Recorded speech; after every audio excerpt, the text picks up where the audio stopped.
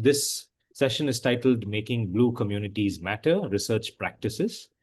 And to some extent, it is an independent session, but it also builds on yesterday's session. So I think we can have about 20 minutes of, some reflections about what we thought about what Jevon and Parliament shared. Should we agree on a particular order, or should we just raise our hands and volunteer? Yeah? Okay.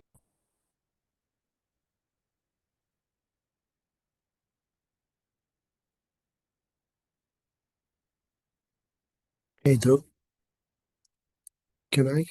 I mean, has it been agreed upon? An order has been agreed upon, or we just raise our hands? Yeah, just raise hands and go for it. Okay, my hand is raised. And thank you very much, Dhruv, once again for organizing these two sessions. Quickly, I have tried to put these thoughts together. I have put these thoughts together as a kind of a rambling draft on an email to everybody. But I found that there was a lot of things that resonated or connected between Palemana and Javan's talks, and I found particularly of interest, Emily, and I mean, the reference that Hillary had made about communities on conservation or something like that, I didn't fully get it. But I also thought that how the work that we were doing, the work that Javan and Palemana are doing, are also building different kinds of communities. And I found in Sami's note also this whole communities that are not just humans, but humans and non-human others. And so in Palim's case, of course, there was this whole thing of knowledge communities. The other dilemma, on this is engaging with blue economy. Or should we not? There was a conversation with Donna Haraway and Anna Singh and others on a similar thing about sustainable development and engaging with these empty signifiers. And is it a case of trying to wag the dog by its tail? And the question over here, of course, is that, yes, we do need a place at the epistemic, at the table, but then what do we define as the terms of reference? What kind of conversations will happen over there? What knowledges will be centered is another thing, rather than just like going into the table, going to the table to speak in the frame that has been set by the dominant forces.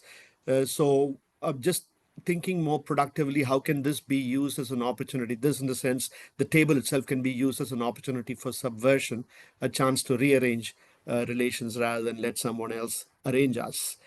I also thought that the two conversations really brought my mind about not just communities, and economies, but also solidarities, and that these then emerge a community rather than being a static thing. What Latour calls a matter of fact is a matter of concern, is something that is constantly evolving. It's dynamic. It's a dynamic reality. And so how can we engage with it in that dynamism and try to maintain it with care and respect and to sustain it? Yeah, and so those are some of my thoughts that I thought would be were common between the two. Thank you. Yeah, Nitsi, thank you for sharing that. And I was struck kind of as well by some of the commonalities as well as some of the differences, including in framing, which, in looking at your email, I think some of it may be a language issue, right? Of the kind of translation of blue economy, because I thought it was interesting to hear kind of Javon has, right, some I think we would call it cautious hope for what the blue economy could do for communities, but still also recognizing some of the concerns. And I think it was interesting to put those two things in conversation of where, in Tamil Nadu, you had this situation of promises that were not kept. And, we're at, I think in Grand Bahama, it's a much earlier stage. So I thought it was interesting to hear about kind of the contrast between the hope of what might happen for the future of rethinking the blue economy as opposed to an approach where the blue economy is something to be resisted and to be fought against. And so I appreciate your reflections, Niti, about thinking about what is our role? Is it to engage with this and try to use this discourse to reframe it in a way that helps our communities, or is it to resist that framing? And it may be different in different places, because I think certainly what's happening in Tamil Nadu is it's much farther along, and it's difficult to imagine quite as much how it could really be reshaped. But I think in Grand Bahama, I share some cautious optimism with Javon, but I think there's cause for concern. And so I think there's a lot of room there for us through research and working with the community to kind of help shape what that may mean. And I know, Nia wasn't able to make it today, but I know she's working on blue economy in Bahamas as well. And so, I think it's interesting to think about that dynamic and that contrast. And it made me think about how really maybe the approach is different in different places.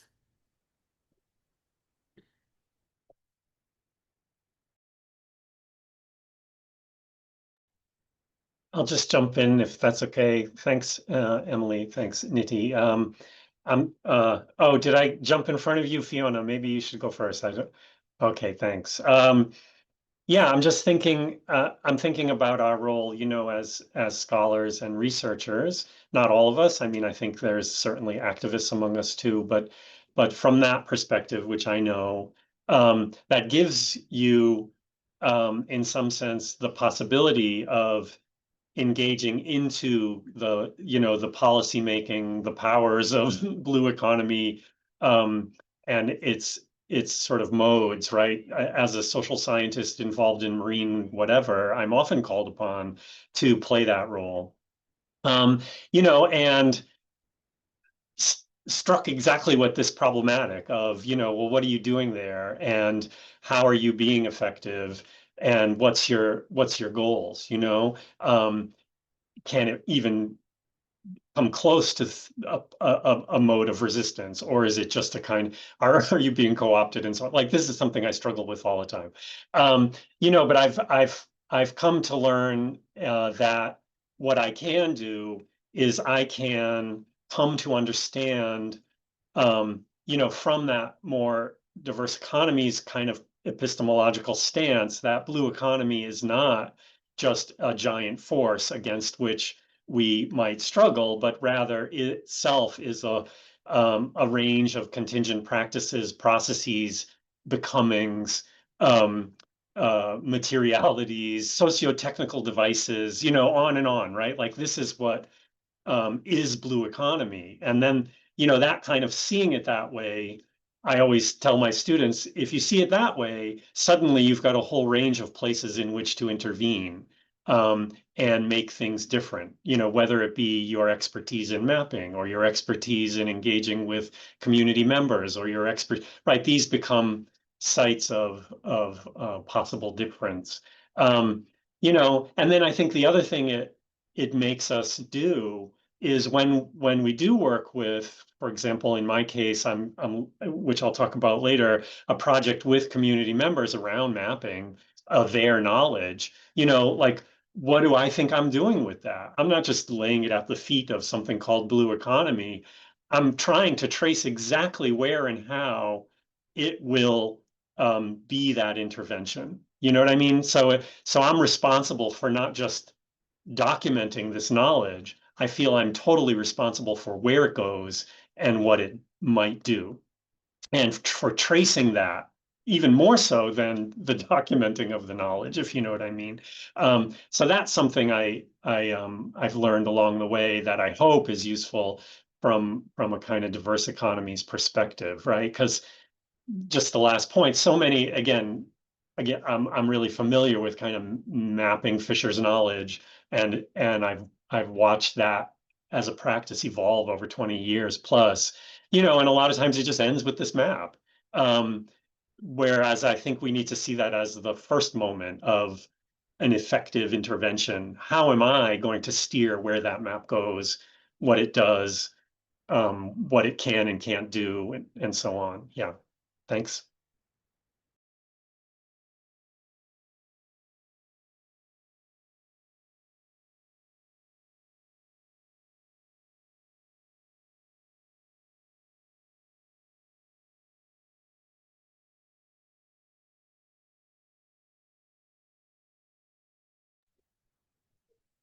Oh, yeah, Fiona, go. Sorry, it took me ages to find the hand up. We had to switch to Microsoft Teams at work, and so it's quite different than Zoom. So yeah, I was just going to say I agree very much with what you're saying there, Kevin. In terms of how we conceptualize the blue economy and practice the blue economy. But I think I was also going to say maybe it's important to think about who is using the term blue economy in each different sort of case study. And I think I was thinking about that because Nitty was talking about the blue solidarities, because for example, in New Zealand, we did have this very positive approach to the blue economy for over a decade, with, the geographers, Winder and Hearn, pointing out that was this assemblage moment of knowledge making and so on and so on. Whereas now that has been completely usurped by a hyper-extractivist approach very, very rapidly, So the blue economy now has been very much associated with this increased drive to extract. And on the ground, in indigenous communities and coastal communities, people aren't using that term at all, blue economy. It's now become associated more with these hyper-extractive policies. So I think it's also how is it used in each ethnographic case study, and who's using it in what way might be something we could pay attention to.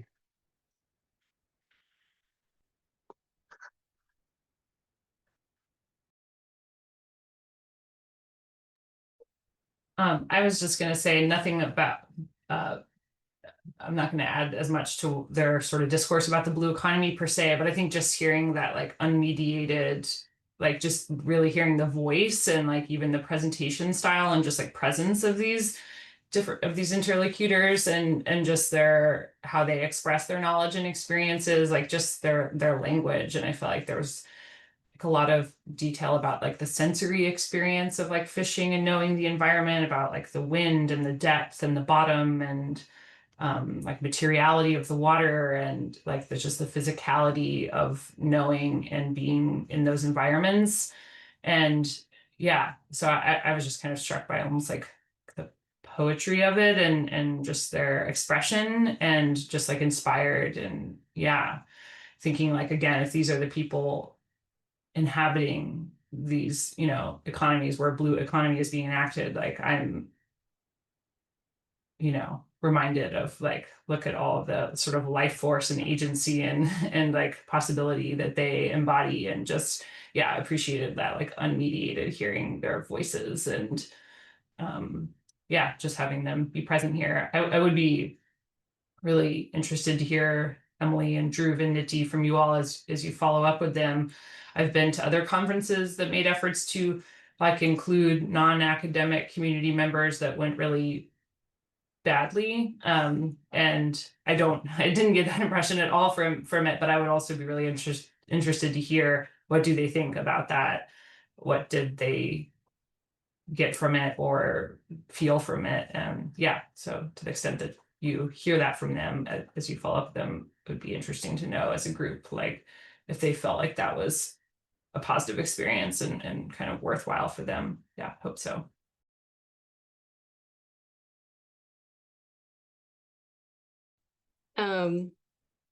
Yeah, I definitely agree. I would love to hear like what their reactions were to the event yesterday. But something I was thinking about kind of through and after the conversation was about methods, and I think we're talking specifically about ethnography. And it seems like with our two interlocutors yesterday, like these are voices that we'd hope that ethnography can amplify. But I also think that ethnography has a function of disrupting dominant voices. And so I wonder if like in making blue communities matter, there's like a sort of two ways that ethnography can intervene, which is to bring certain voices to the fore that haven't been centered in ways that they should, but to also take the dominant discourse as subject or as object of research and sort of deconstruct that way. And it seems like most of us are doing work with communities and trying to do that uplifting work. And I wonder if anyone's doing the opposite or both, and how those two approaches work together, because then it's a very different relationship with a blue community that we're trying to disrupt. Yeah, and just thinking about how that plays out in the context of blue economy.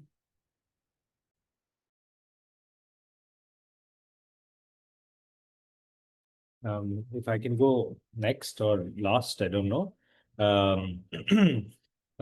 Yeah, I agree with everything that's being said over here. So as I was talking to Niti earlier this afternoon, I thought, we had two kind of scenarios. I'm sure there are various scenarios of blue economy across the world, out of which, based on our familiarity, we could sort of center two. One of which spoke about politics of possibility, one of which spoke about the conditions of aversion, right? And how exactly we can use blue economy, what comes to their mind when it comes to blue economy, right? For example, when Niti asked Parliamana about Neela Puruladaram, which is blue economy, the first thing that came to Parliamana's mind was the blue flag beach. And, in his mind, this blue flag beach is another way in which the beaches would be enclosed and used by the state to favor an elite group in Chennai city, right? Which means reduced fisher access, using the beach for tourism, etc. And clearly, based on the conversations that are going on currently in the news about how fishers have been displaced from a market in order to make, to beautify the beach, etc. That is the first thing that came to his mind. And in Javon's case, the first thing that he spoke about was about education, using it as an educational project, and restoring mangroves that were damaged, etc. Right. So I think going back to some of the commons literature that I was reading, it's also about scenarios that make the commons work or scenarios that don't make the commons work, right? And so how exactly can we factor in all those conversations into our understanding of blue economy? So it's the first thing I wanted to state. And secondly, the idea of blue communities, right? Based on Lisa Campbell and others, the paper that they had, I was just going through it today, and it was about aquaculture, for whom and for what, and centering well-being in that approach, right? So I think this goes back to conversations about we all know that human and environmental well-being is the priority here. But clearly, there are some situations where that's not the case. In some situations where it is the case, right? So I think that sets us up very well about how we, as critical scholars, thinking with and against this concept, right? So because we've had earlier narratives like, for example, sustainable development, we've had meta narratives like climate change, Anthropocene, etc. And now we see that blue economy has become this one word to define all, at least in the policy arena, it's become the one word in one way in which we can define all kinds of economic relations with the sea, right? So as critical scholars, what do we do with this, right? So I definitely don't have a clear answer, so I think we can use this space. But I just realized that Maris still didn't speak. So do you have any thoughts to share now, Maris? Thanks for asking. No, it's been really interesting to listen to you all, and I certainly think that from the field here in Sweden, that a lot of what you're saying really resonates with what we see here. Not least what Fiona was talking about, the way that the idea of blue economy has become a buzzword, and you know, that there's a certain set of actors who use that word, and it means a certain set of things that may not be in line with a critical perspective on the blue economy, for example. Yeah, thank you. I've enjoyed the discussion. Okay, excellent. So yeah, I think that was a great discussion. So if we can go over, like, I don't know what I'm supposed to say now. Are we looking for some kind of hook to get us to the next thing, or would anyone else like to, tell us how we can transition into our one pages? I think we could just go for it. That's my proposal.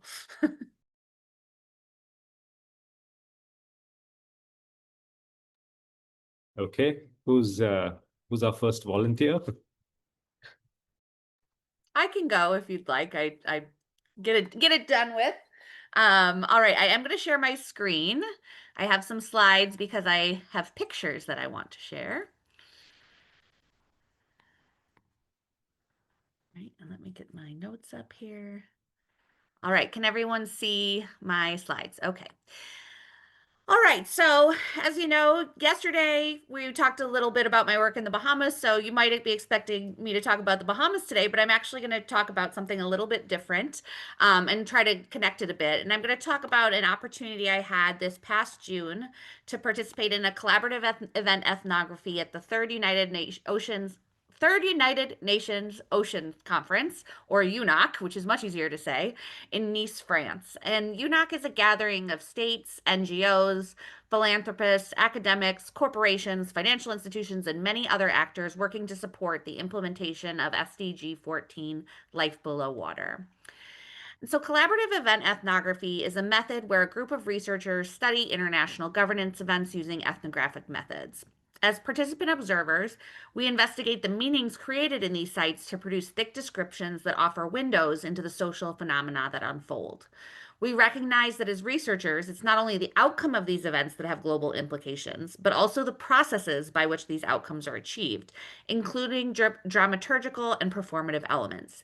These discussions reflect and reshape larger struggles over access and control of natural resources around the world.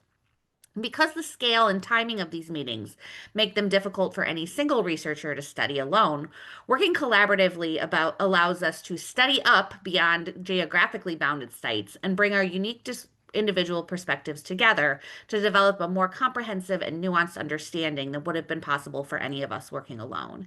And so, by way of acknowledgement of the team, another benefit of this method for me was an opportunity for a truly joyful collaboration, and I cannot adequately state the benefits to me as a junior researcher of spending this week working and living alongside these women whose work I have so long admired.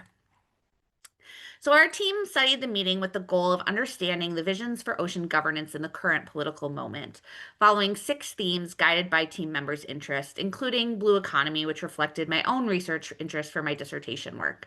And so the analysis of these data is still in progress, but today I'm going to share some initial reflections, which are my own personal reflections, including on the method itself and what it might mean for those of us interested in making blue communities matter across geographic scale. And I admit that my initial thoughts, both while collecting data and when thinking of what I could share today, were often quite cynical. Perhaps this is, situated within the past year of politics and what we've been dealing with. So I had a bit of a cynical view. Silver and et al. Had described how when blue economy first emerged in global meetings at Rio+20 nearly 20 years ago, it was interpreted through multiple competing lenses, some of which focused on community livelihoods.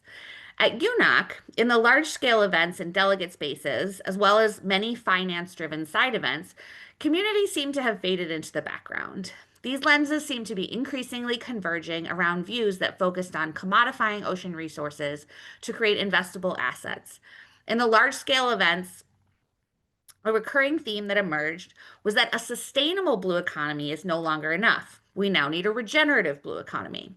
To some, this is necessitated by planetary tipping points, but to many, regeneration is a means to, quote, de-risk oceans as investable spaces by ensuring returns on investment, seen as the key to unlocking private finance.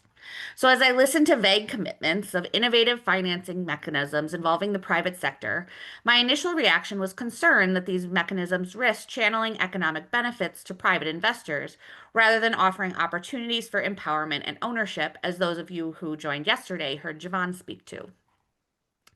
And some delegates expressed cynicism as well, including the delegate from the Bahamas who stated, "We are continually told the money is out there and it just needs to be unlocked. The elusive key to unlock fair private finance for ocean health has yet to be found." And so my initial reaction, which I also shared in some of our preparatory meetings for today, was that in these delegate spaces, community remains largely invisible. But as I prepared for the panel today, I was reminded of the performative nature of ethnographic research and generating thick description. As Gibson Graham remind us, ethnography offers a way forward for rethinking the economy outside the capitalocentric frame. Even, or perhaps especially in studying up through institutional ethnography, we have the opportunity to rethink the economy by reading for difference rather than dominance. Rather than focus on conversations in which community seems invisible, how might we instead look for possibilities of making them visible, making them matter? So, drawing on Eric Sarmiento's assemblage chapter in the handbook, I began to think of how we might use these events to understand the relationships between difference and dominance. For example, what deterritorializing forces emerge that might allow for lines of flight into a blue economy assemblage in which communities might become visible.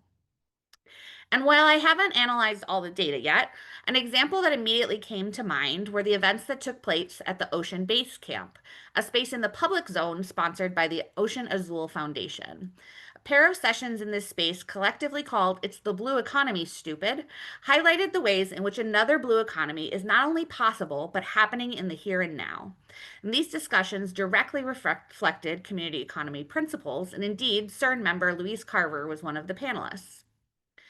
And moreover, reflecting on what I saw at the Ocean Base Camp made me think of, what do we mean by a blue community? Perhaps we can and should think of blue communities as extending beyond the local place-based coastal communities we've been discussing.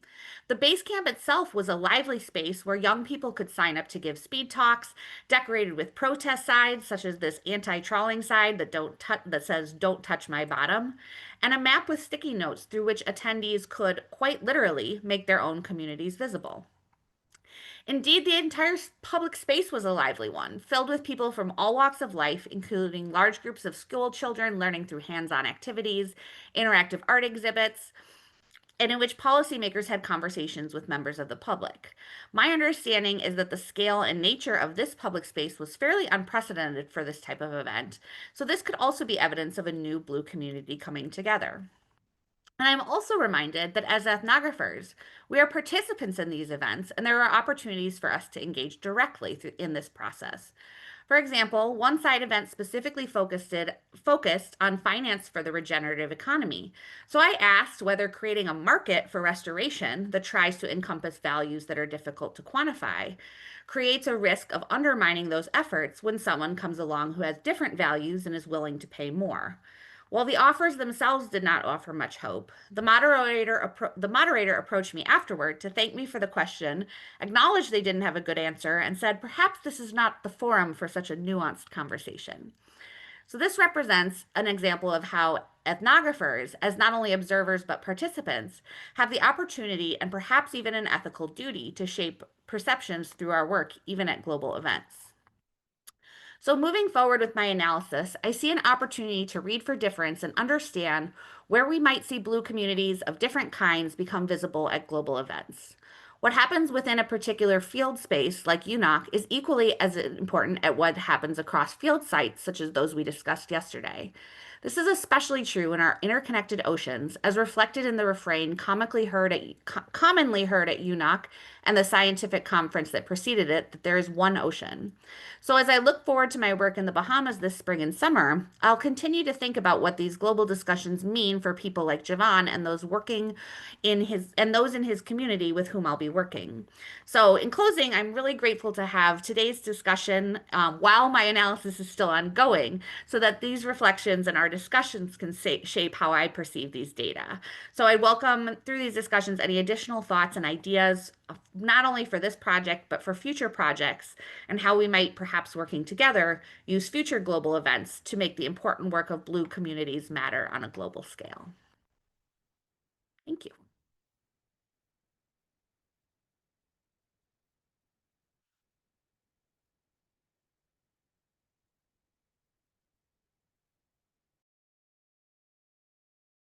Should we give comments after each person, or do we want to run through all of them and then discuss? What does everyone think?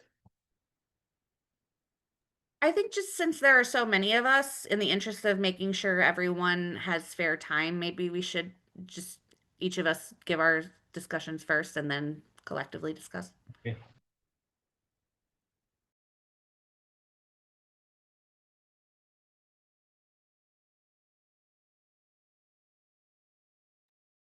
I'm happy to go and can say I am much less prepared and organized than Emily, and I think this will be cool to see, like, yeah, we're all in different places with thinking about these methods and how they relate to Blue economy and how practiced we are in these methods. And so maybe jumping in almost as a contrast is I'm working recently in a new project with oral histories for the first time. And I guess I'm like 2 years into this project.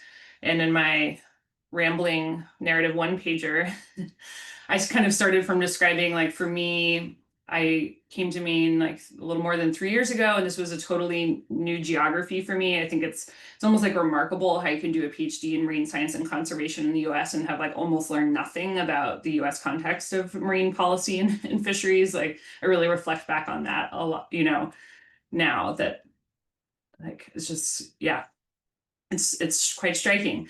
And I used to work with Blue communities, small scale fishers and aquaculturists, primarily in Tanzania, as well as other parts of sub-Saharan Africa, and at the level of kind of international policy making and change with small scale fisher organizations at the FAO. So that was like my background and context. And then I came to Maine, had a baby, and was in this transition of PhD to sort of like new working life in non-tenure track, more precarious academic positions, and just like ready for something new and that worked with my life, and also was also an intentional shift, that part of it about needing to work with my life and that I can't go away for 6 months or a year anymore.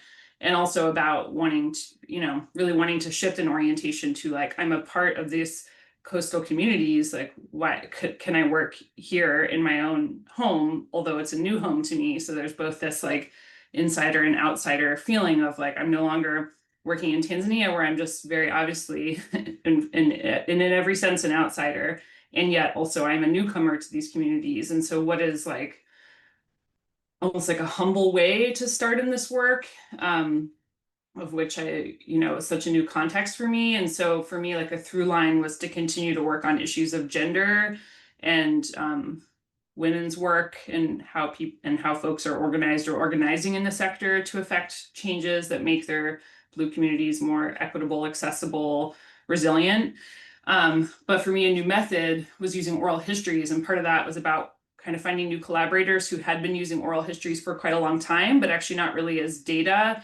Oral histories are often collected really for preservation. They're not necessarily even analyzed as data. And that was the folks I started working, kind of connecting with and wanting to do work with, but with a research orientation, being kind of interested in it as another type of social science method that's different from other types of interviewing methods. And that I think has some, what I have learned along the way is quite different from other types of interviewing methods, that it's really giving the interviewee agency to direct the conversation and tell their story with as little, with what I realized in retrospect from other interviewing styles I had that were more conversational, and that I might speak over the person or agree with them, or sort of just in the way you do in a conversation, that it's just a different shift to like let the person speak for 25 minutes without anything on your part other than visible, encouragement. It's just a really different style. And it's the only type of interviewing I've ever done where like the end effect and like feeling is one of like people often, I mean, I'm not just like saying this about like, it's not to do with me. People often thank you. Like they feel like that was like a positive experience for them of like just being asked and given as much time as they want to tell their story. So it has been a real change for me, despite being really comfortable and familiar with other types of interviewing methods. And one I'm still, I think actually being a part of this panel is like one I'm still like processing and thinking about how to write about, because this project, I haven't, had any final writing that I've done. I've only written proposals relative to it, but I am shifting into the writing stage. And so to like circle back around to Blue Economy a little bit, I think it's in this method has like a lot of space for possibility and opportunity to like insert different voices and perspectives on what a blue economy means to people and can become, and what are the sort of interventions or practices people are using to sort of perform the blue economy in everyday ways. And yeah, I guess just like some context, like Maine is definitely a state kind of embracing this idea of the blue economy is like, it is a state that is quite resource dependent and has historically depended on marine industries and fisheries and aquaculture. And it's been a largely like small scale owner operated sector, although there have been areas in which that's changed over time, like salmon aquaculture was like a mom and pop industry and is all corporate controlled, concentrated, owned by one multinational corporation now. We're starting to see just the very beginnings of that potentially happening in oyster aquaculture in Maine. It has been all small scale owner operated. And just this last year, the two like medium scale farms that were owned by aquaculturists in Maine are now owned by the same Canadian corporation. And then there's also in the realm of kind of climate adaptation, there's been these like climate mitigation efforts to like grow seaweed and sink it for carbon offsetting grown by robots funded by like Shopify and Google. And although the main company doing that went under, there's like a lot of this like kind of speculative possibility around climate adaptation mitigation that's like drawing attention in Maine. And a lot of the small scale, particularly seaweed farmers, like there's a lot of concern and skepticism and pushback against like the blue economy that has always been here becoming like an opportunity for further kind of corporate control or offsetting and greenwashing. So sorry, this is all a bit rambling, but this is what's going on. And I think oral histories are one way that to try to insert different voices and experiences and knowledge and practices into the conversation. Maine is investing in and prioritizing climate adaptation, including for the marine industries. And so my project has interviewed more than 35 women and folks of other underrepresented genders about their experiences of environmental change, what it looks and feels like to them, how it impacts their work, without like presuming what those categories might be in ways that it might impact their work. And then the different things people might be experimenting with in response. And yeah, it's just been having these really open-ended conversations and just sort of documenting people's practices and knowledge and experiences has, yeah, it's just been like, for me as a researcher, like the most, the most I've ever enjoyed my own research. And that, yeah, it's just been a really meaningful experience to be part of. And I'm sort of in this process right now of we've collected these oral histories. Oh, I'm speaking and I haven't shared it. This is they're archived now. One thing about oral histories too is that they're not your private property as the researcher. They're collected to be preserved. And in the past, sometimes that was through sort of proprietary archives that like got to decide who got to access them. But sort of with the advent of digital archiving, it's like it's for anyone and for everyone. And so these are available for anyone to listen to and to look at. Yeah, I think, yeah, maybe I'll stop there. I have an example, but I don't want to go over time. I haven't been looking at my time here. Of it also creates this possibility to, like, I was just thinking yesterday's panel of like hearing these words in people's own voice is so different. And I'm experimenting with ways of, because of the ways we like record and collect oral histories is about this like audio preservation of like actually using people's audio as I share results from this work. And I have, yeah, I've just gave a very short presentation with the school groups actually last week and have some examples of that. But I'm really excited about that possibility of like not showing the giant block quote and being like, you read it, audience, but like to share people's own words in their own voice. So stop there.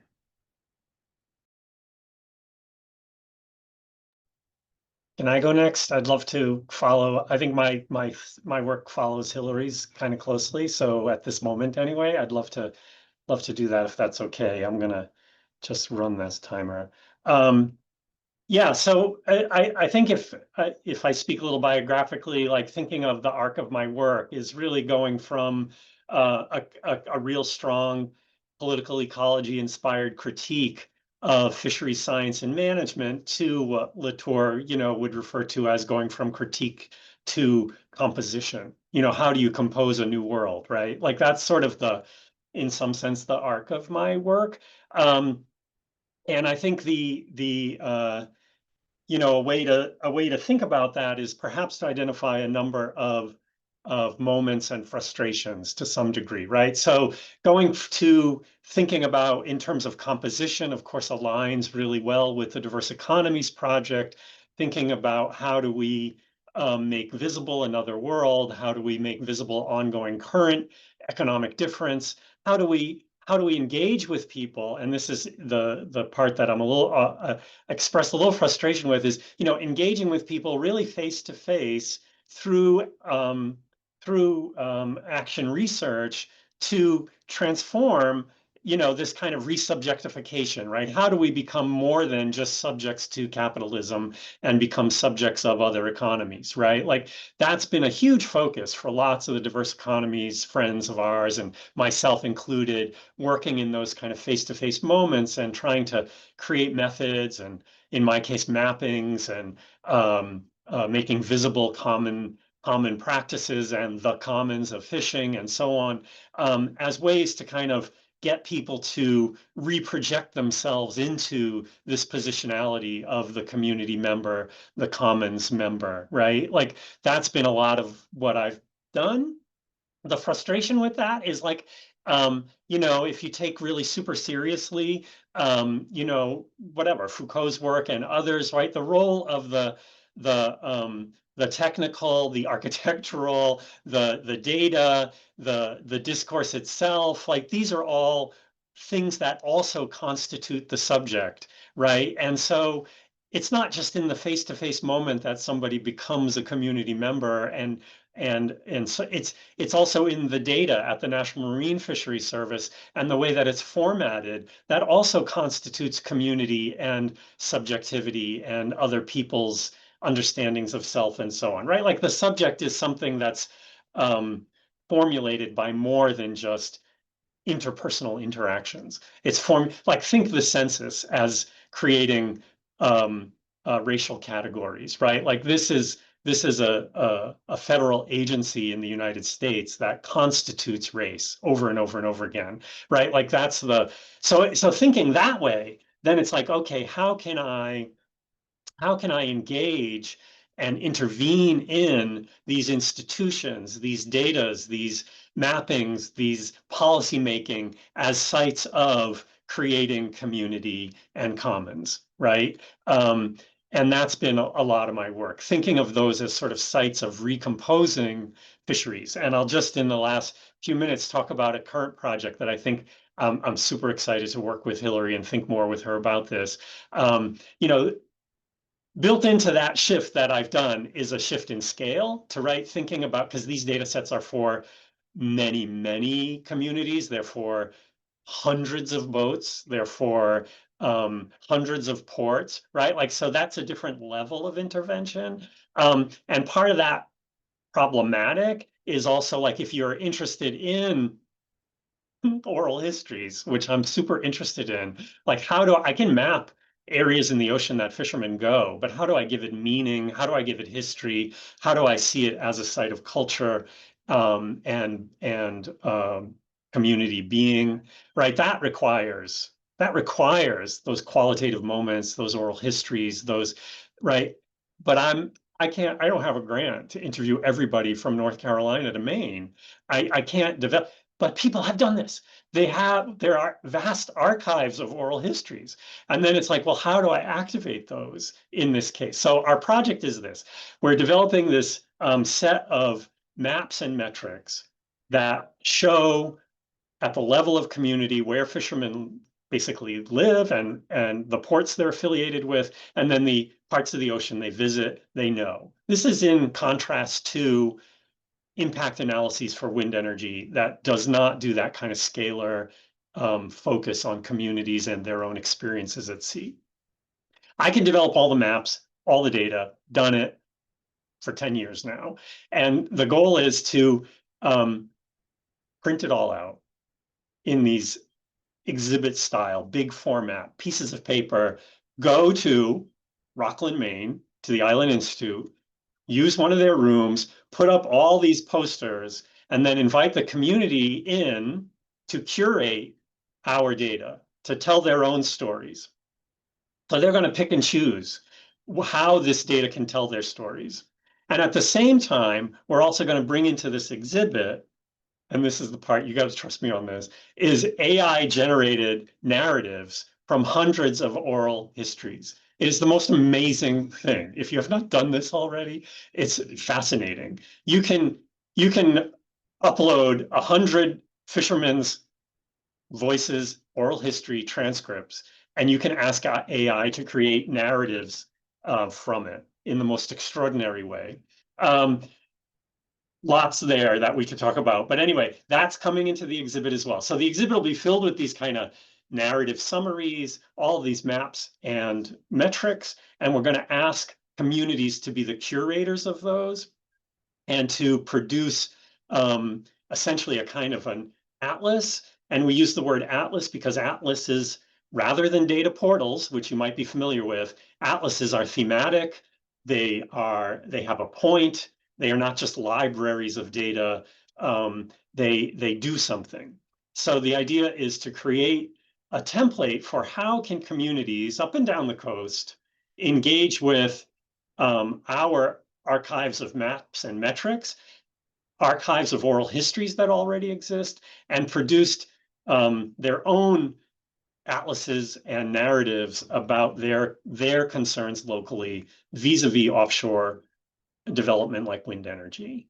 So I'm super excited to think more about oral history with Hillary from really different perspectives here.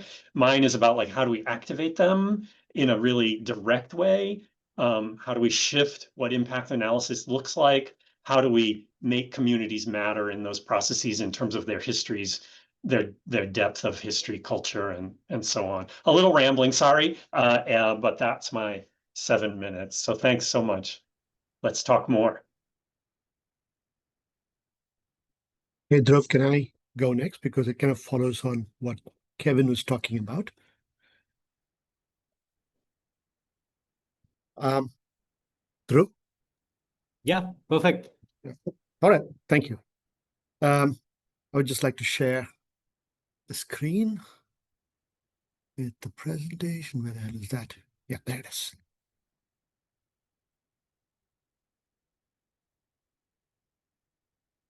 Okay, so I'm just going to be talking a little bit from the work that I do, not as a scholar, but what I've been doing for the last 30 years as an activist.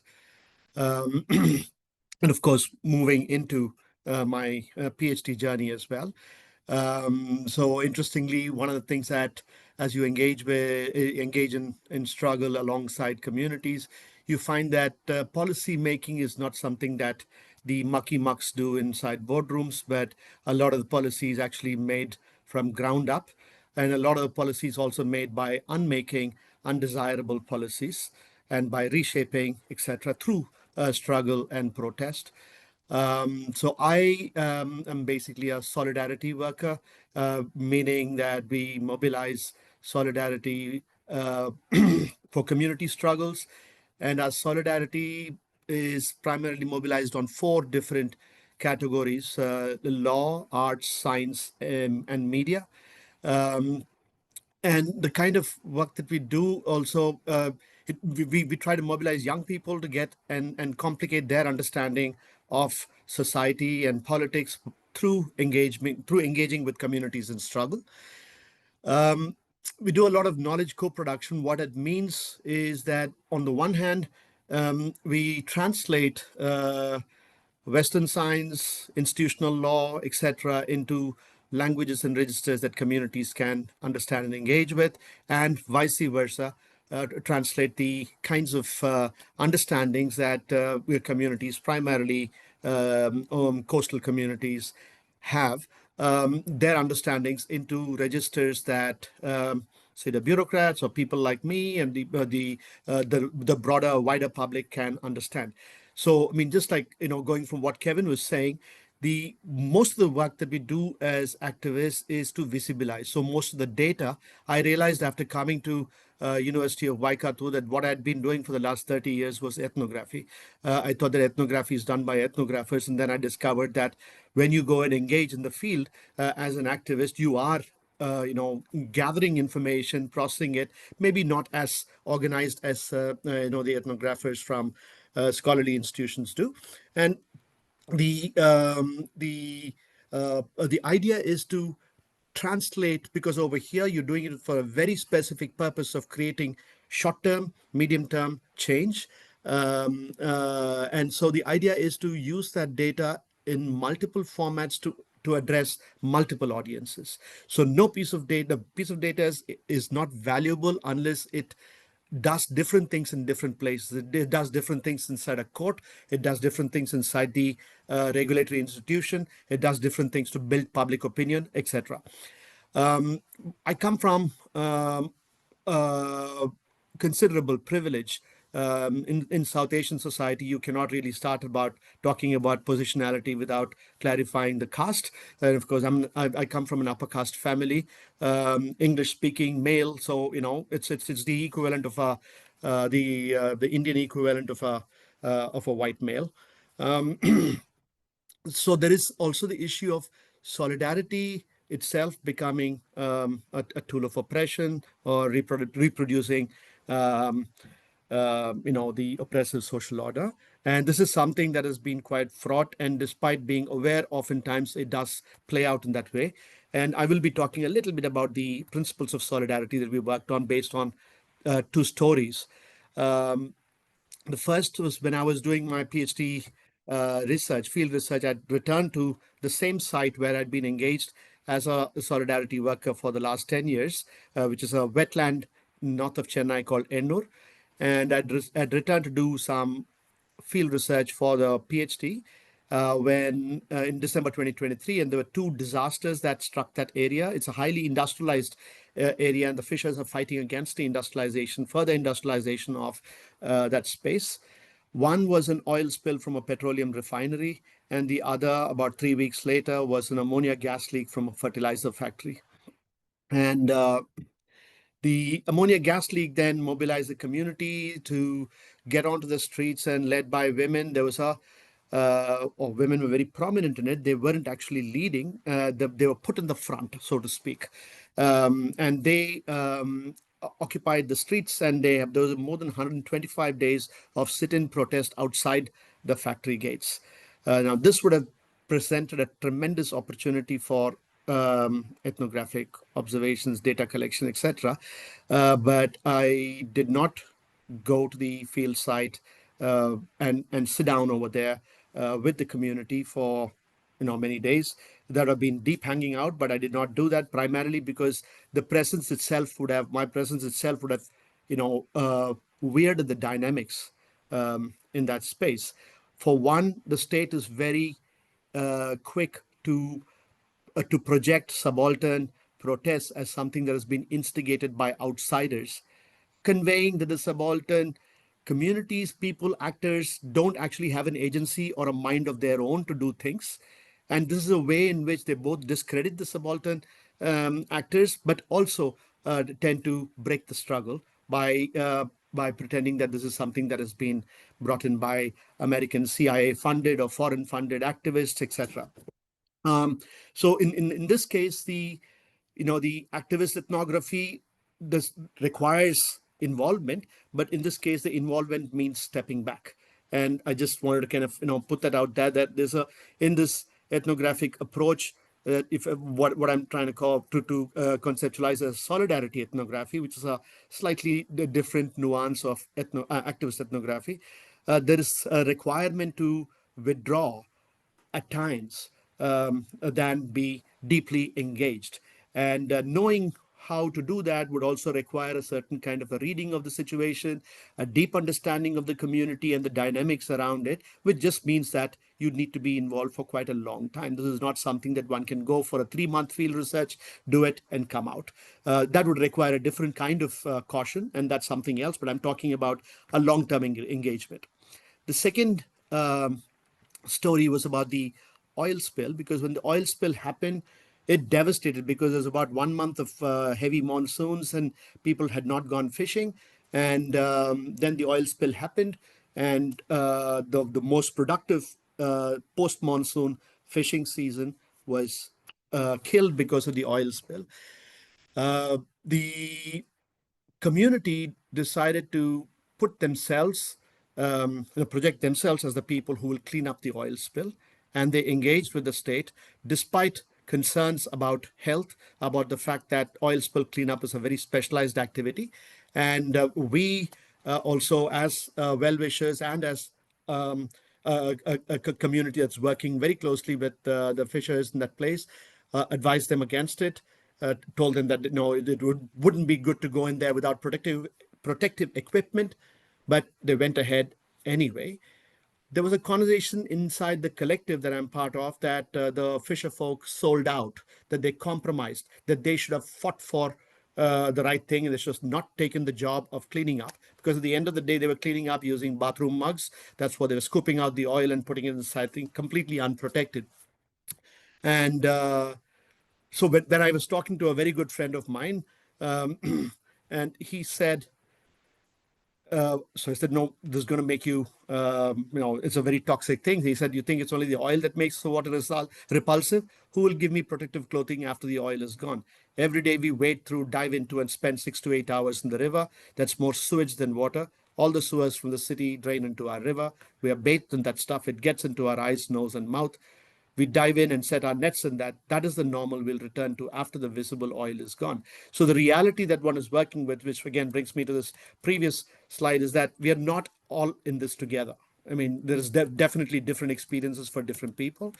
So the two stories basically, gave me some sense of what a solidarity ethnography could be like, and also the principles of it, of solidarity that we developed over the last 30 years. I'm not going to go through this. I will just send the slide in just in the interest of time, but just wanted to end with this, that as activists, the principles that we developed in working closely with communities is first of all an understanding of our own positionality, and then cultivating some kind of a deep solidarity, which basically means that you invest a lot of time in developing a relationship where the others can understand you, where you come from, what your strengths and weaknesses are, what you know and importantly don't know, and you do the same thing with the communities to identify areas that can be mutually beneficial in terms of, I need to learn the language of the fishers in order to be able to communicate to an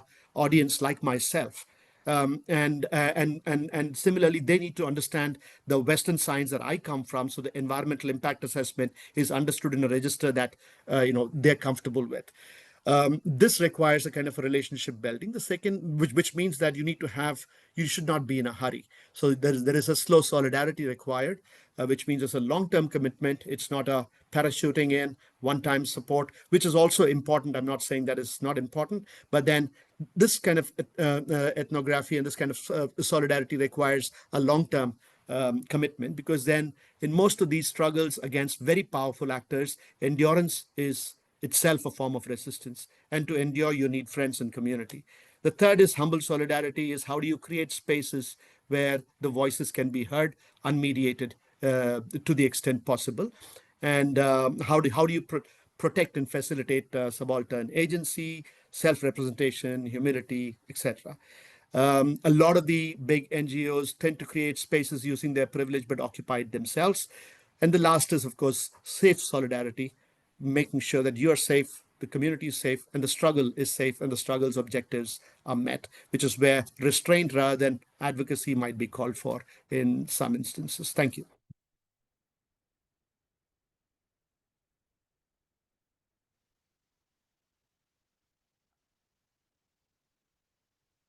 Dhruv, if you don't have anybody else on your list, I can go next if that works. Yes, perfect. Great, thanks. Have Yeah. have I unshared? Oh, no, I have not. Yeah, you're still sharing actually. Oh, good. Okay. You finished it, Neeti. You're perfect. Yes, good. Yeah, no, and I mean, everything you've all been saying so far is really resonates with me and what I was hoping to talk with you about today. And especially maybe then picking up what Neeti was talking about, relationships for change and the roles that we might have as activists and researchers and steps that we take to facilitate agency. So my name is Maris, and I have been for the last almost 8 years now working with mostly small scale fishers here in Sweden who have boats that are smaller than 10 meters. Some of them use active gear, some of them use passive gear. There's been a sort of shift to using more active gear because there's less fish. It's harder to find fish. And so that's producing a bit of change in how people fish. And it's a context also where the numbers of fishers have been declining very steadily. But even in the last 5 years, one of the things we've been doing with this research I've been doing is sending out 5-year surveys. And in the last 5 years, the numbers of fishers decreased by 15%. And in some parts of the country, it's happening much faster. So things are changing, they're decreasing, they're declining, and it's getting some attention here in Sweden. Not very much because fishing is not a big part of the national economy. It doesn't really contribute to growth. But concern from people who have an attachment to fishing, people who fish themselves and have fished in their families for generations, concern to some extent from civil servants who work in areas where fishing has been very important, and concern from others who, maybe because of where they live, maybe because of their own family histories, maybe because they like seafood, have also tried to start working for change, trying to slow, reverse, at the very least draw attention to these changes so that there can be some kind of discussion. Is this really what we want for small scale fisheries here in Sweden? And so I came in and was working with my colleagues here in Sweden on a variety of different projects. And it's because I'd been personally working a lot with heritage and with food. That's sort of where I've ended up here with this project. And one thing we did when we started doing this research was we were working very closely with a municipality or a township. It's not an urban area, it's a sort of a rural part of Sweden where civil servants or public servants are very, very concerned about the loss of fishers as well as the loss of fish and also a very expensive infrastructure that is there for fishing, but no one is there fishing now. And they, threw us questions a lot, things that they wanted to know. And one that came to me was about fishers selling their catches directly, who was doing it, how much of that was there, were there community-supported fisheries here in Sweden, what did people do in the United States or in other countries? And we started looking into that, particularly Victor Vesterberg, who I've been working with for most of the last 8 years with me. And it turned out there's really not very many people here in Sweden who sell their catches directly from their boats or from the pier, or some of them from small shops that they have, or even family-owned restaurants. Um, we had a hard time finding people. But we had some really interesting conversations with people about who weren't in doing that, about what they saw as valuable in that, why they did it. And we basically looked fairly closely at about 7 different operations, very scattered about Sweden, around Sweden. And one conclusion that we came to was that everybody who was involved with this felt there was something positive about it. You know, the customers liked it, the fishers liked it more than they thought they were going to.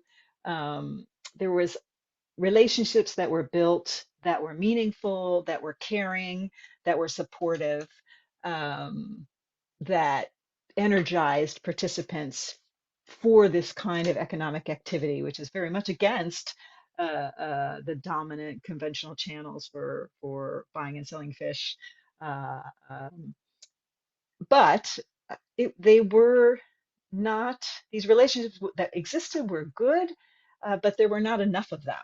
So one conclusion we came to was, you know, how can you build um, thicker relationships with more participants in them to sort of increase support for people who are fishing in this way, and are contributing to the places where they live, their neighbors who live there, taking care of the ocean where they are, um, and having a very much a very local, very grounded, very embedded sort of food provisioning. So Victor, who I was working with, had been a chef in a former life, and he had this marvelous idea of seeing if we could get chefs involved in these kinds of relationships, which is kind of a different take. And we got some money from the Swedish Agricultural Board, which was giving us EU rural development money, and did this little project where we got fishers to bring in their catch, and we were particularly interested in their bycatch, the stuff that they couldn't sell through conventional channels. And they would deliver it to some chefs who were very skilled, who had very nice, fancy restaurants. And we then invited the fishers, the chefs, local civil servants, people who were involved in the heritage sector, food journalists. We had some people from the counties come and like eat these fish raw, eat them fried in butter, try to describe them, try to say what it was that they were tasting, and then use this as a moment for talking about fisheries, fishing, seafood. What is the kind of seafood provisioning that we would like to have? And they were very rich discussions. We learned a lot. One thing we learned was that it's hard to have a language for talking about fish, actually. When you try to describe what you're tasting, a lot of people say it tastes like fish. So then we sort of were working with that a little bit. We were also trying to connect knowledge holders, trying to sort of point out and give people place for speaking who had different kinds of knowledge. Everybody who came to these workshops walked in the door thinking that the chefs had this wonderful expertise and this knowledge, you know, that we were all going to be enjoying in some way. It was maybe a little bit harder sometimes for everybody to see the fishers as equally knowledgeable. And that was something that we tried to work with. And after the money ran out, we got some more money and thought about it, what we had learned from these experiences, and tried it again, this time adding environmental organizations, asking them to come. One thing that's sort of common here in Sweden, and it may be also the case in some of your situations, is that environmental organizations often put out sorts of seafood lists and say, eat this, don't eat that. And a lot of the small scale fishers find that the fish that they capture are on these lists of do not eat those, without any thought about how the fish was fished or where it was fished, or, you know, how far it traveled. These are just these kind of blanket categories like don't eat herring, don't eat, a perch or whatever it is. So we were trying to sort of open up some possibilities for thinking differently about what might go on that sort of list and how it might be. And I guess that's the method I'd like to talk about here with you today, or that's the method I was hoping to write about with you. And it was a method where we were trying to facilitate mutual learning. And I would say that we certainly learned a lot from doing it, including what things we didn't do very well that we should maybe do differently the next time around. When maybe area where I think we could have thought differently or maybe need to work ourselves is that we were maybe a little bit too ambitious about what the outcomes of these kinds of workshops would be in terms of creating relationships. I think we did create relationships, but I think maybe we underestimated a little bit on the lines of what Nitu was saying, that maybe we underestimated the ways in which you have to keep cultivating and nurturing and feeding and these relationships, and also to do it slowly, to think about these as slowly built, slowly nurtured, slowly continuing relationships that change, even if we really want change to happen super quick, which I think a lot of us would like that. That's maybe not what we're confronting. That's maybe not the circumstances that are available to us, and we should be working more with the openings that are there and be supporting and sustaining the small steps that people are able to make when we try to ask them to engage in these experiences. I'll stop there and hope that we have a chance to chat more. Thank you.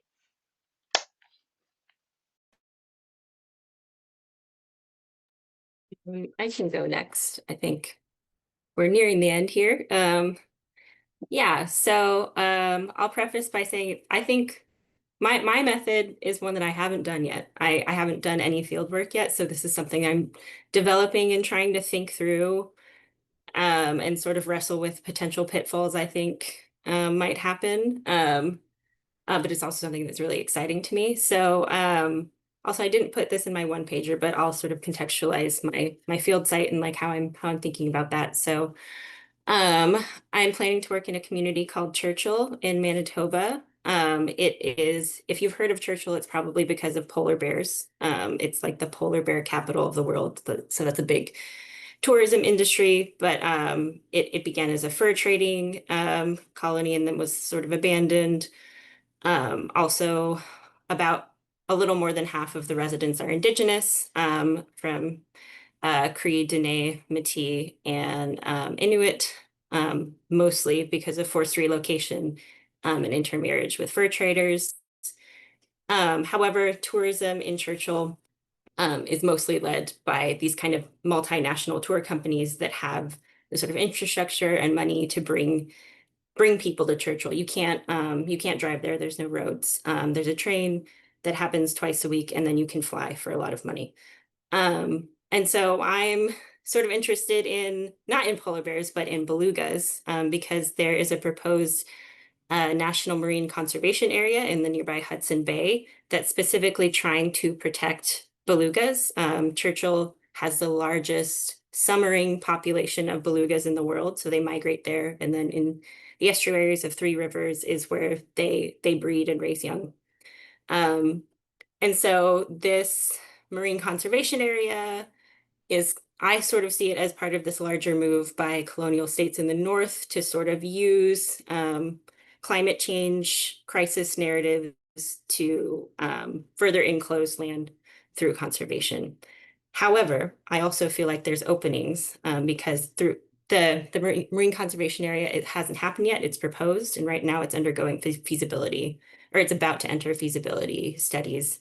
And part of that includes you have to talk to the community, you have to get local buy-in, and specifically you have to, I don't know how this is going to play out, but like get approval from Indigenous communities and stakeholders.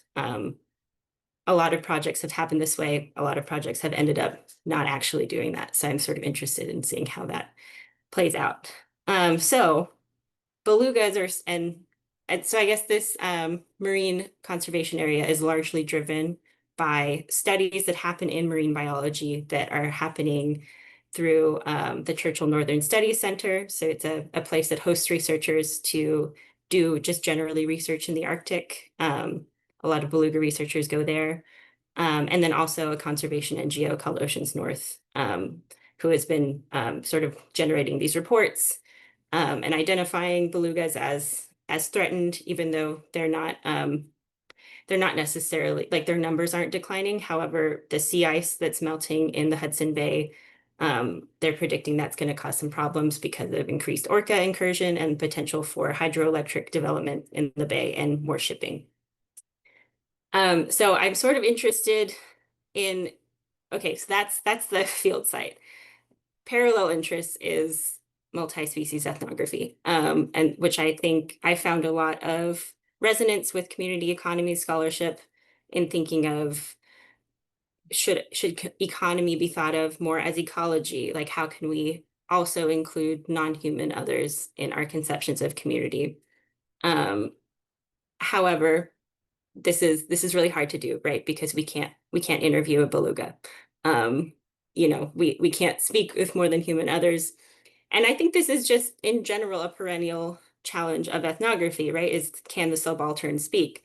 And Spivak says ultimately no. And I think that's even more salient when it comes to cross-species boundaries when we can't even communicate through human language.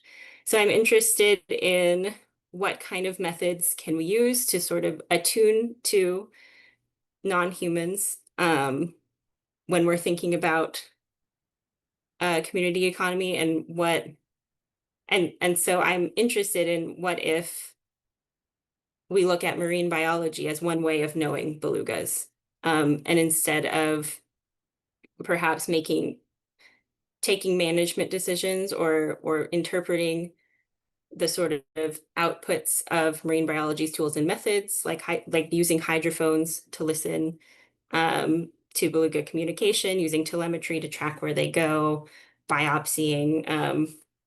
There's a lot of, like, you know, drone footage. Are there ways to interpret those outputs differently to make to sort of think about them in a community economies focused way? So huge barrier to this is I don't know marine biology. So my this whole next year I'm going to be studying at an institute of marine biology here in Oregon to kind of understand like how these methods work, how what are the norms and underlying beliefs that kind of move biology and conservation forward. So that's, I guess, that's the deconstruction part. But I'm hoping to arrive somewhere that can be a little bit more constitutive. Like, how can these be used in different ways? The sort of thing that I'm wrestling with right now is I understand that I think we should include non-humans in our conception of community. This is also in line with a lot of Indigenous frameworks of understanding the world. But I feel I worry that decentering the human at once flattens humanity in ways that are unhelpful, and potentially co-ops Indigenous knowledges and worldviews in ways that can also be unhelpful. So I'm sort of, yeah, that's sort of where I'm at. How can we consider the needs and livelihoods of non-humans while also not falling into the trap that happens so often in conservation, where those needs of non-humans are sort of placed above the needs of Indigenous communities. And I don't know how that's going to play out, but that's the method that I'm thinking through, and definitely would love to hear any insight about that.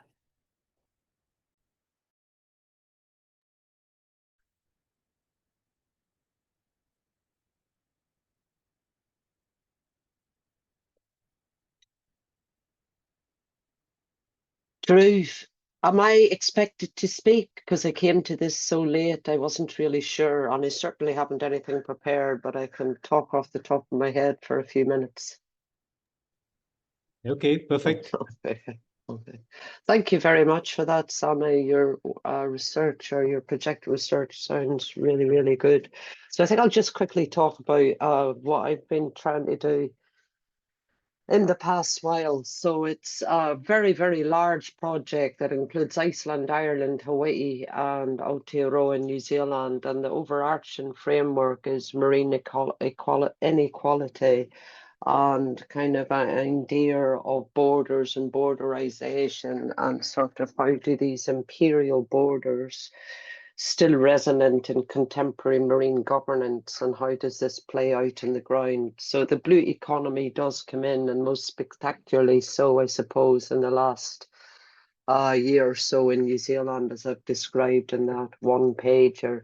So, you know, the research I've been doing this year has looked at this rapid extractivist turn in the marine economy, and the research has included going to aquaculture industry conferences, which are absolutely fascinating kinds of ethnography to do, as well as working with Hapu, who are Maori tribes, on their claims to customary marine tenure, which have been completely undermined by the current government.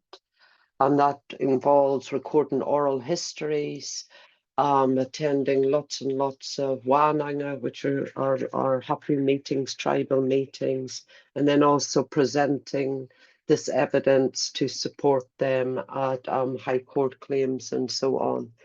And another bit of the research I've been doing is looking at the Maori aquaculture settlement, which came in 2004. And it's still being implemented. But what's happened in the past year is there's a rapid escalation of implementation, because any Indigenous claims over the marine estate are seen as a risk for industrialization or a risk for overseas financiers. They don't want to put money into things which have lingering claims. So for the Maori aquacultural settlement, the most disturbing thing is very rapidly these settlements, which were in terms of 20% of any new proposed aquaculture space, would be given over, or would be, you know, would be Maori were compensated with this 20% of space. But because of multiple things, what's happened over the past year is, rather than becoming involved in aquaculture, these spaces have been sold. Okay, so this is an Indigenous settlement which has ended up, you're losing more of the marine estate. Yeah. And then my work in Hawaii, I'll just talk a bit more. So the project includes myself, and then there's 3 Indigenous postgraduate students. So 2 Maori students who are working on marine and coastal area act claim with his own, one of them's working with his own hapu, Maniapoto, on their claims, and you know, the lack of progress, particularly in the past year. These claims have been going on since 2000, early 2000s, so 25 years people have been involved in these claims, oral histories, all of the research done, what are our connections with the sea, how has this been ongoing, and so in terms of Aboriginal rights and property, yeah. And then I've got a Kanaka Maoli student in Hawaii, PhD student, and she is working with me on the aquarium fishery stuff, which I'm particularly interested in, but she takes a broader view. She's looking at marine governance in general in Hawaii and how it has worked to undermine Indigenous knowledge, where openings are, where people have grabbed these opportunities, and, you know, cases where there has been successful Indigenous management here. And then Nitty's doing a big literature review on the blue economy for us at the minute.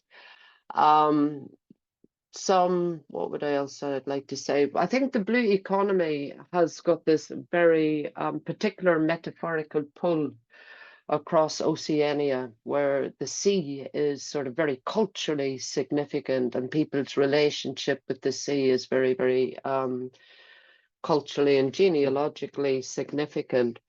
But I also think that across Oceania, it's often more interpreted as an imposed thing, or as increasingly as an extractive policy, or it's associated with regional elites who will use the term strategically in order to, I don't know, argue for more recognition of climate change and so on. Or it's used by community groups, you know, strategically to apply for funds and so on. But there is, you know, if at another level, I don't know how we're using blue economies, but at another level, there is real blue communities and real blue solidarities and an immense amount of restorative work. For example, in Hawaii, the restoration of ancient fish ponds, or communities who've worked for years to put in community-based fishery management areas like in Mililiti and so on. So there is a hell of a lot of blue community work going on. Or in Aotearoa, you have a lot of Maori who since the 70s have been involved in shellfish aquaculture, you know, and these are small scale whānau or extended family based operations, yeah. And so I think within these blue communities or blue solidarities that you see in Aotearoa and Hawaii, the economies are very, very, what is promoted within these is a very, very different understanding of an economy and a non-capitalist economy, you know, so it's based on extended family labor. It's based on an idea of maintenance, at the very least, of ocean creatures. Very often it's based on, it's not a monospecies, there's ideas of you know, different sorts of species in these aquaculture ventures. There's always this desire to create things for the future, always a desire to create for the future. And redistribution, how are things redistributed in these communities, you know? So there's a great desire to create an ocean economy that generates a different form of economy, or a different form of wealth that is distributed differently than capitalism. And capitalism is very often critiqued. You know, it's not that people don't avoid critiquing capitalism. And extractivism is a word that is used a lot to talk about non-Indigenous blue economic practices. So you hear it all the time, oh, that's extractivist. And that's a critique. As much as we use neoliberal as a critique, extractivist is a critique. So I think when I think about that, I think about the massive opposition that there has been in Hawaii to the imposition of ITQs, or cat shares. And so for years, there was an attempt to introduce these cat shares in Hawaii, but there was massive local pushback. And at the time, I remember people talking about it in terms of how privatizing fishing rights is incommensurable with Hawaiian culture. Yeah. So in the aquarium fishery at the minute, what's really interesting about that is, you know, it's one of the most, if not the most valuable inshore fishery in Hawaii. You can make a hell of a lot of money from it, yeah. And on the big island of Hawaii on the west side was one of the sort of centers of aquarium extraction. And Kanaka Maoli were involved in it as collectors. So people would have licenses and employ local people to collect, you know, so you'd be able to get some money out of this. But there's been a moratorium on it for, I think, at least the last 7 or 8 years. And that was largely driven by Kanaka, who were seeing the decline of their reefs, the loss of these reef fish, which are, you know, all exported for people's fish tanks or larger aquariums. And the reef fish that were taken, you know, they're food fish. The vast majority of them are food fish, but they're also culturally very, very significant. So there's been a lot of work documenting the cultural significance of each of these species, yeah. So more recently, the Department of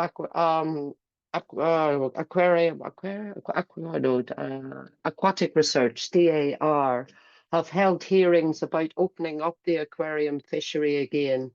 and generating individual quotas for 7 licenses. Yeah, so there was a big hearing just 2 weeks ago about that, which I participated in. And the communities themselves have done an incredible amount of work, like I said, documenting the cultural significance of these species, explaining that they're food species, that, you know, now opposing aquarium fishing as an extraction of an ancestor that is then shipped, or kin that is shipped around the world. So there's an animal welfare part to the opposition as well. And and they are also opposed similarly to this idea of these individual quotas being put around these 7 licenses, you know, as a form of wealth generation, which does not sit with Kanaka culture, that, you know, so that kind of thing. So that's been really interesting to be engaged in. In terms of methodologies, well, I use ethnography, which is based on long-term relationships. I've worked in New Zealand with Maori coastal communities and fishers for a few decades now, and I've worked in Hawaii for over a decade. Yeah. And so the relationship building is key. But I think also key for me is a kind of epistemic solidarity. I'm Northern Irish, you know, so I have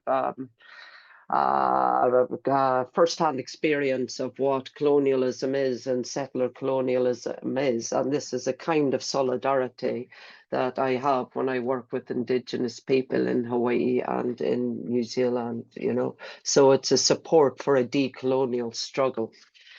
And so it also involves, as I said, ethnography, oral histories. I've done a whole heap of oral histories, which have then been used for claims for customary tenure, participated in a heck of a lot of wānanga, and suppose just kind of supported what struggles are going on. And then I think the last thing I want to say is that in terms of where these blue communities or solidarities are a very rich site, I think, for thinking about this is through kinship. Yeah, what I mean by this is that kinship organization is key to how activism takes place in Hawaii and in New Zealand. So for example, so in both places, anthropologists would call it a cognatic system of descent, right? So our cognatic kinship reckoning, where people trace their relatives through both male and female lines. So this then gives you a wide variety of relations. You know, you can quickly escalate the amount of people who will turn up to something by drawing on both sides. Yeah. And you know, and it does border cross as well. So on one hand, these kinship systems delineate, so this hapu or this tribe or is associated with this bit of land and this bit of sea. So there is a delineation. You have a sort of association of people with land and sea. Yeah. But also it's never exclusive. That association is never exclusive. They're porous borders. So you can, you know, these people over here can come in and use this because they have these kinship relations, right? But what that means then, I think, is that you can, in terms of how you own things, it's never in terms of exclusivity. Yeah, and commons isn't quite the right word to describe it. I don't know what is, but it's not commons, and it's certainly not in terms of exclusive ownership, how people relate to things.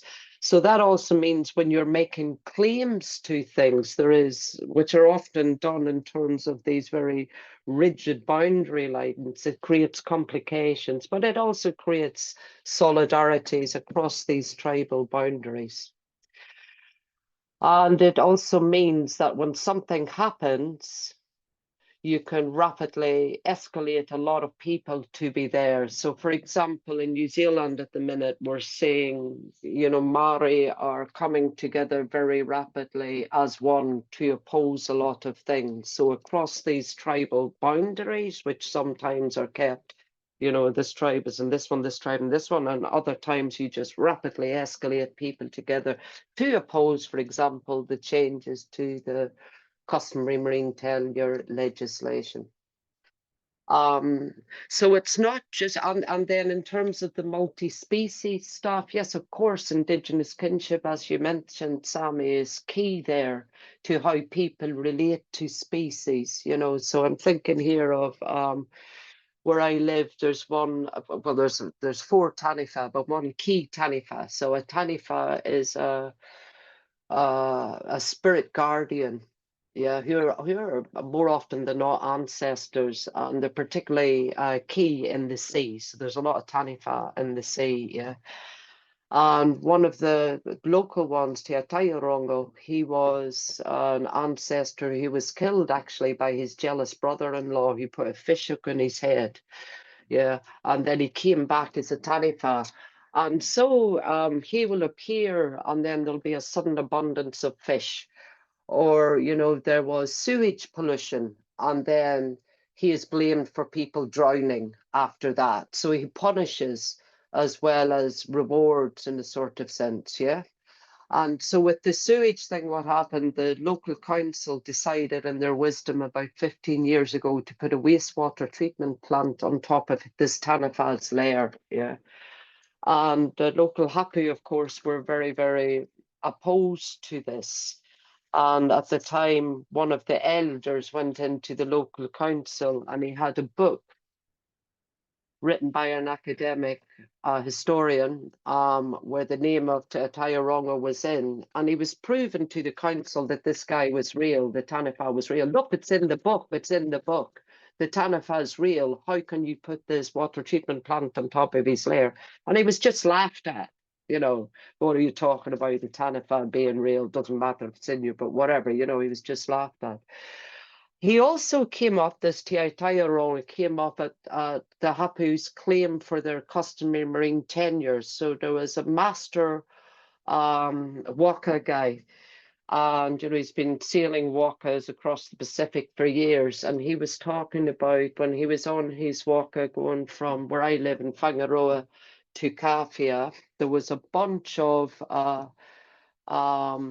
you know, relatives, Maori relatives on board from all of this coastline, and they had lost a bit of time, so they were going to miss out Whangaroa and just go to the next harbour, and then suddenly there was a big storm. And they had to, you know, find shelter, and it was all very precarious and very scary by the sounds of it. And the way he explains that was the storm happened because we did not go into the harbour to pay respects to our relatives. So it was Te Ataiorongo who was punishing them for not coming into the harbour to hang out and see and you know, spend time with their relatives. So that's a very strong kinship thing, isn't it? You know, the pull of that, it's a, you know, from ancestors to contemporary peoples. But unfortunately, that was also dismissed by the court because for those particular claims, you can only use cultural practices that have some sort of functional or resource management function as evidence. So the fact that, you know, this taniwha pulled you into shore to see your relatives, well, where's your resource management function of that? So it did not become part of the evidence. So yeah, I think the key thing with the multi-species stuff with Indigenous people, well, is to take it as real from the start. It's not a metaphor, it's not, you know, whatever. It's a real thing, and it's people see it, and it makes people do things and so on. They have these relationships which people can very, in great genealogical detail, describe relationships between them and various species, and also not romanticize it. I think would be key as well, these multi-species things, yeah. Okay, sorry for the rambling. Okay. Yeah, thank you all for your um, descriptions. We have about 15 minutes to go. So I'll just very quickly talk about what my one pager was. Just to first state that I am currently in my fourth year of the PhD program, moving from coursework and writing my exams to now figuring out where and how do I start field work, right? So I'm using my dissertation proposal as a way to sort of pivot into the field. And I've been interested in sustainable seafood for quite some time, right from when I was an intern after I finished my master's, where, uh, working with many urban seafood consumers, there was an interest to eat local, to support small scale, to eat diverse seafood, etc. And now there is, I also realized that I've been interested in aquaculture, especially in places where aquaculture seem to be in conflict with small scale fisheries, right? And so specifically, my field site is a place where we have fishing villages that are surrounded by aqua farms. And I'm really interested in the boundaries, whether they are impenetrable or whether they are penetrable, whether these boundaries are stable or not. And bringing together, sustainable seafood, community economies, more than human geography, multi-species ethnography, etc., to sort of think about the more than human kind of, community economy, bringing together, fish, fisher, land, and sea. So I'll just read, just 2 or 3 lines to just summarize what exactly I hope to do, which is what happens when we think of fisher practices and sites beyond small-scale fisheries.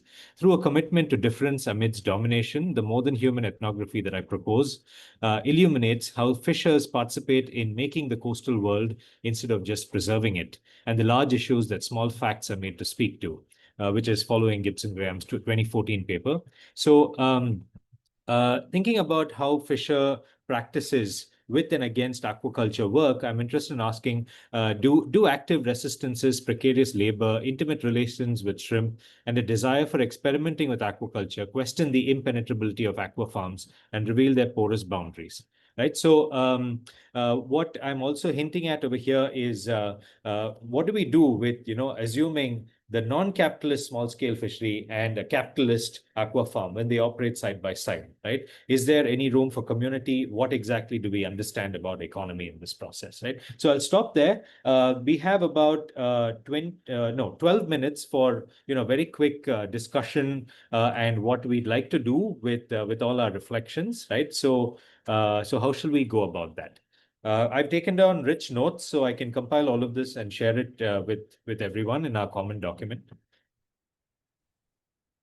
Emily has also- proposed. Yeah, sorry. Yeah, I sent around another Zoom link just so that if we do want, for those who are, I know some aren't able to, but for those who are interested in staying on, since this is such a short time to kind of discuss the next steps piece, in case we have that if we want to use it. But so perhaps now kind of some reflections on what folks have noticed, especially for perhaps for those who are not able to stay on.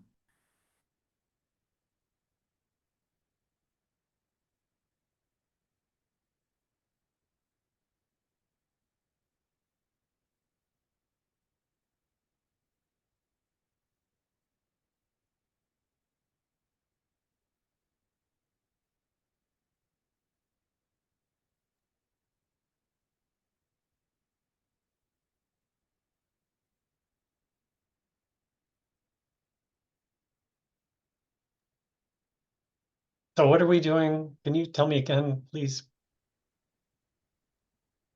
So Drew, how do you want should we do some general reflections or do you want to talk about next steps? What do you want to do? I was thinking of just general reflections, and then we can hop on to the other link and then talk about next steps, if that's okay.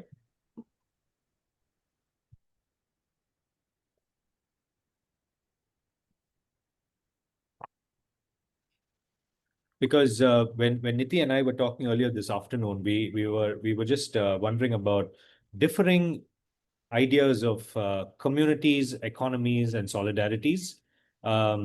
Going back to our to the discussion with which we began this session, right, about um, intersections, divergences in yesterday's conversation, in the work that that all of us are doing.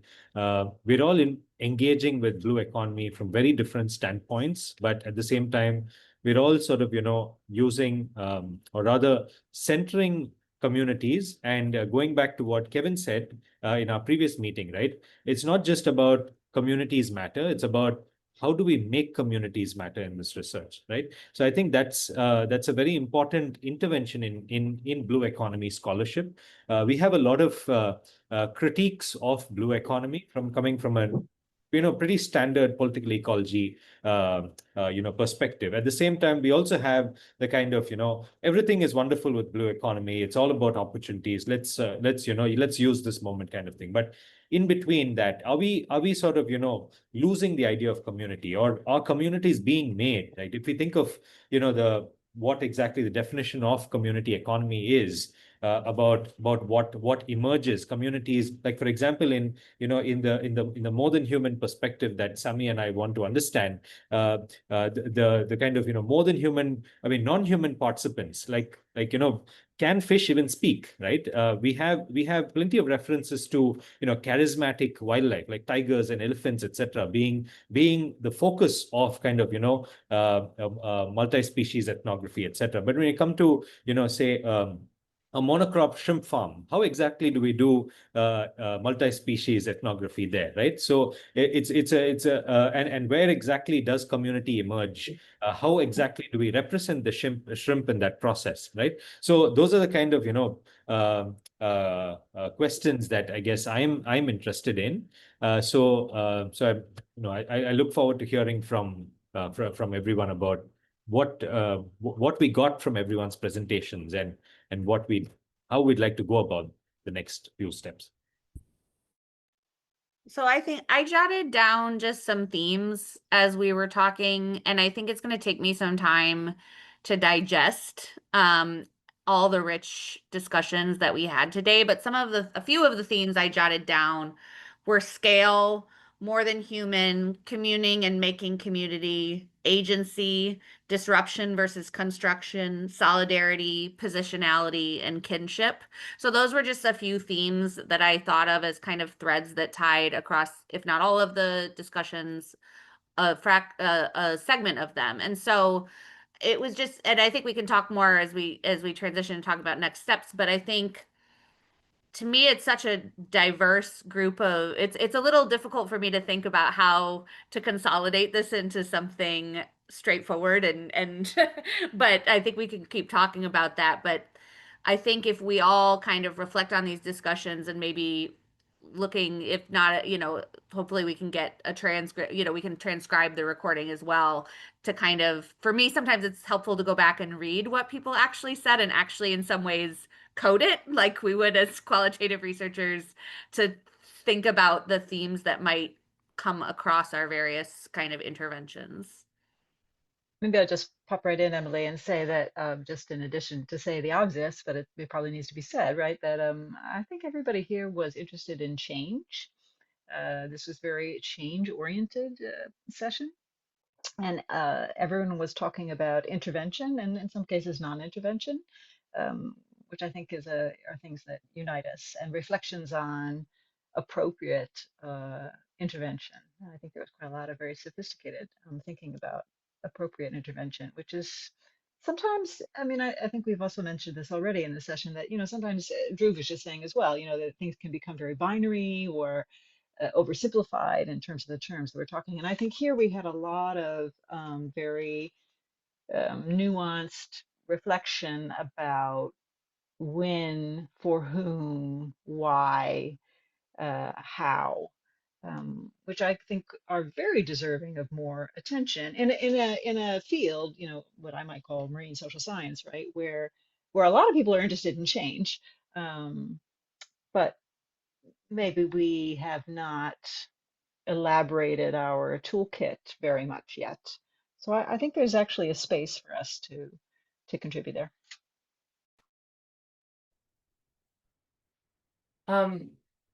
Yeah, I was just reflecting on both your comments about how like maybe this is challenging, so we're doing a lot of different methods. I guess I was just coming back to this idea that I think a lot of us, and part of it was maybe the way Drew prompted us, but I found it helpful to look back at the Gibson Graham 2008 paper. Like, I mean, I don't think if this moves forward, it's not like a list of, like everyone has heard of these methods or could go and find them. So obviously the interesting intervention isn't like a list of methods or like a toolkit or like recipe for picking your method.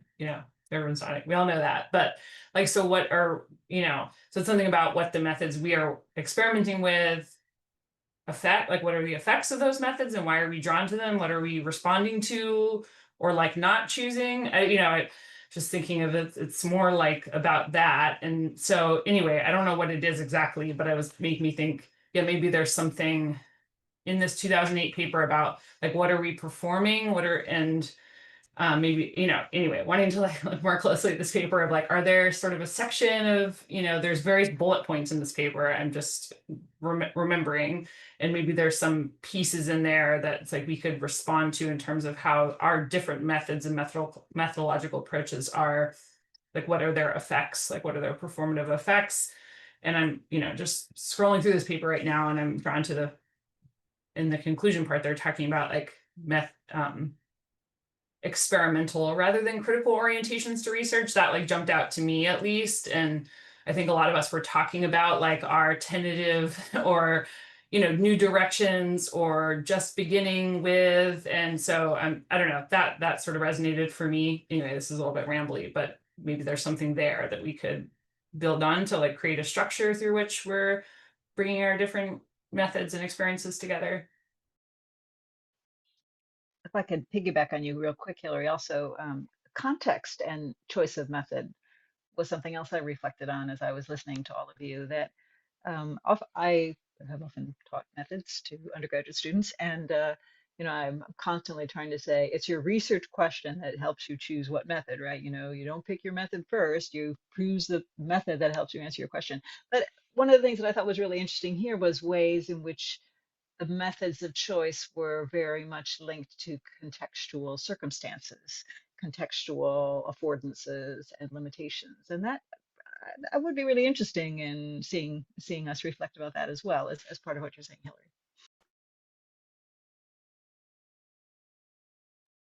I'll just echo a lot of this by there's that 2008 piece obviously does so much work that's really useful, and I often see things like if you look at this paper that if 2005, Wes Flannery and others around diverse economies and practices of blue economy, like the diverse economies perspective, it loses the performativity part. It loses the community as an emergent form in which you are implicated as a scholar, blah, blah, blah. Like so much of that work that the diverse economies people have thought through sort of doesn't seem to be there. And it becomes a way to usefully say like, oh, fishing economies are diverse. Well, yes, of course they are. And that's an important thing to state. But I think the 2008 paper is like, it's about how you take responsibility for intervention through a performative practice of constituting community with others, whether they be human or non-human, blah, blah, blah, blah. Like that's big for me. And I see that as an interest that this group shares. And I would love to push it. Yeah.